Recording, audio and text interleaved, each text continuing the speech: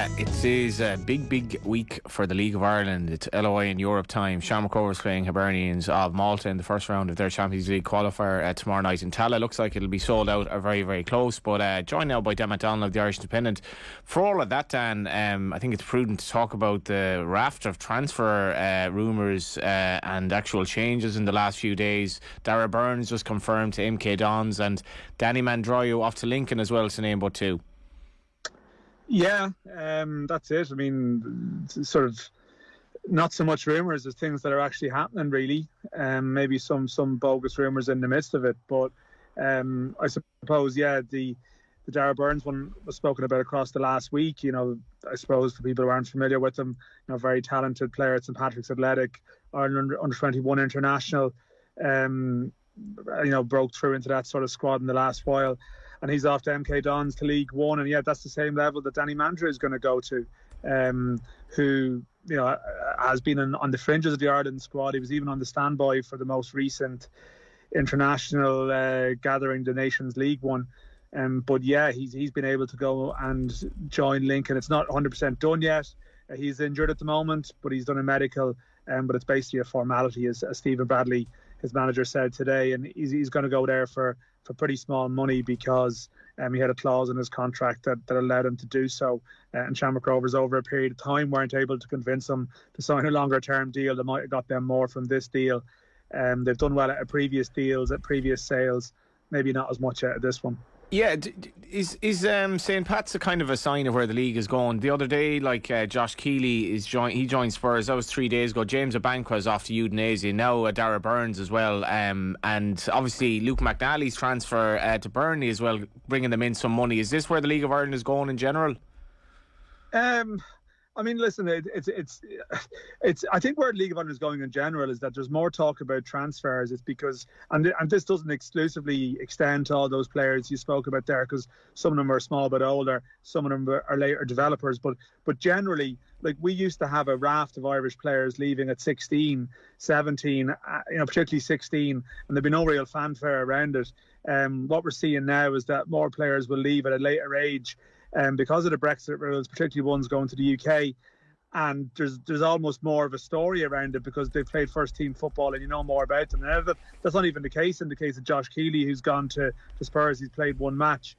But the ideal world scenario is that these players go and you'll be properly reimbursed. And Pat seemed to have done well on some deals. I'm not 100% sure about some of the figures that have been bandied about for certain deals, but they're still doing well on deals. And I don't know, is it the way forward? Is a bit of a sort of I don't really know what that means in this context. I mean, clearly some of the fees still aren't particularly big, and clearly as well you need to have, if you're going to be drained on a regular basis of talent, then you need to have a guaranteed supply line to replace all of these. And there comes a point where you can't keep losing players in a high volume, particularly as there's obviously an issue with the top end, say, of the League of Ireland ladder, with what happens with players at under 19 level. Without sort of digging down into it too deeply, there's a danger that there would be a drop off, and you might need some of these players who might be later developers than the ones who go away to England and will now go away at 18, 19 as opposed to 16, 17. And what happened before is a load of players left at 16, which allowed the the later developers to flourish at home, whereas now it's slightly changed. So there's just a little few factors to tap into before declaring it some kind of way forward. It's still not ideal, but I suppose I take your general point is that there's maybe some bigger money coming in. But as I said, hasn't happened in Mandroyo. And what's happening out there in the world now is that every agent operating on the scene knows that sort of release clauses can be the way forward, and maybe still put some kind of limit on income that comes in here. Yeah, that's interesting, well, because you look at, we'll say, Alex Murphy's having his last game for Go United. He's going to Newcastle. Go United are effectively owned by billionaires. You've a wealthy guy owning St Pat. Shamrock Rovers, part owned by Dermot Desmond. They've made about 3 million from the Bazuna deal. So I guess you're alluding to this. At the very least, League of Ireland players are getting money now that they can reinvest into their own academies and so on. Well, as I said, yes, in some transfers, but no, it's not something that's happening across the board either. So I think there's a lot of work to do still like establish a sort of a proper level of respect so it happens more regularly. I think, as I said, I think some of the clubs you've mentioned have started, but I think the next step is going to be, and I do hear like anecdotal tales about this happening, about certain promising players at 16, 17 being tied down on long-term deals at that stage. Because I think maybe before, clubs here, like I think you have to be prepared probably to gamble and spend, I suppose, or give proper wages to young professionals here, even ones that you're not 100% certain that they're going to pay off, and that involves an investment in a level of resource that isn't there necessarily across the board. That we want to create a football industry here, but you'll have a situation where you'll probably have, say, 17, 18-year-olds on very, very, very derisory amounts of money that's very hard for them to live on.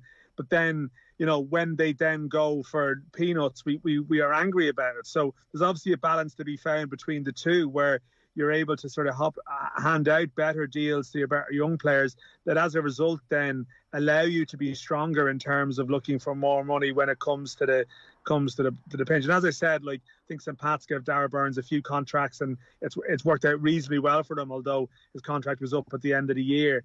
Bazunu was an exceptional one.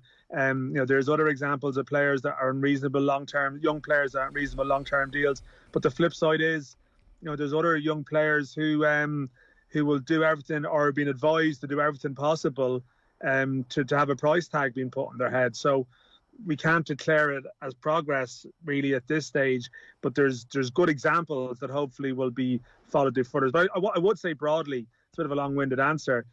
The example of Luke McNally that you mentioned again, who not everyone listening to the show may be fully aware of him, because he didn't necessarily have a big profile in the League of Ireland before he went, but he's someone who played in the First Division here, he played in the Premier Division.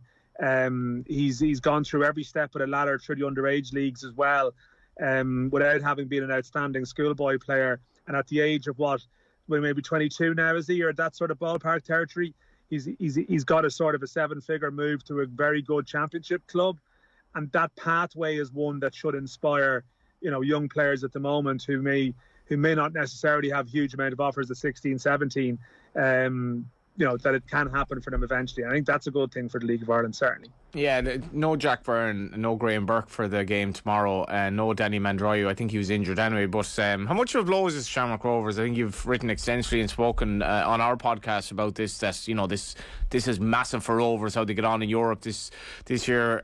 They're heavily heavy favourites tomorrow. They're expected to win, but they are missing 3 marquee players that they normally have. Yeah, I mean, this is like a huge tie for them. There's no disputing that. I mean, Hibernians of Malta are not, they're not Slovan Bratislava, who they faced at this round last year. And generally, like our champions have been unseeded quite a lot of the time in this first round. But this year they've crept into the seeded side of it now. There's a few factors that went their way. The Russian clubs, I think, a domino effect of that. But either way, they've got the opportunity. And even within that, they've got probably one of the more favourable draws within it. And, I mean, in simple terms, if Shamrock Rovers win this two-legged tie with the champions of Malta, they're guaranteed to be involved in European football until the end of August, with a strong chance of making a group stage in one of the competitions, more than likely the Conference League, you would have to say. But winning the first tie, it opens doors for you to a greater level of opportunity, and I think it's a door they really have to step through, notwithstanding the fact that they are missing some players. So are Hibernians, who are a modest side compared to what you could face. So I think if we have aspirations for our teams and we want our teams to get better, and we like to believe that they're getting better, then I think these are the games that it's a reasonable expectation to put on your champions that they should be able to get through them. Yeah, and obviously, Derry City and Sligo Rovers in action as well. I think you wrote about this in your newsletter for independent readers Friday, that it's a time of the year you enjoy. But I suppose the League of Ireland fan as well, you are trying to sell the League of Ireland to those who maybe take a sporadic interest or aren't interested. This week, to me, it does seem to matter. It does seem to matter how the teams get on in the wider context. No, of course it does. And I mean, I think, obviously within the league and fans of other clubs may not be wishing wishing, Bows fans won't be wanting Rovers to win and vice, and that will be the same with other rivalries. And I completely understand that. But there is no doubt that, and I'm very well aware of this in the world that I work in, that if your European teams are going well, it can make for a very promising time of the year. The extent to which, it has an impact can be debated. But like last season, there's no doubt that the results in Europe were generally quite good, just a little bit of frustrations at the final hurdle. But I think it was the best return in terms of like 90-minute wins across the campaign, I think, under the current ranking system. So that's promising. Like you had those big Bows games at the Aviva, which were obviously very good events. But that was actually timely at the time, because I know there's a big debate at the moment ongoing and it's continually ongoing about maybe securing government support and investment.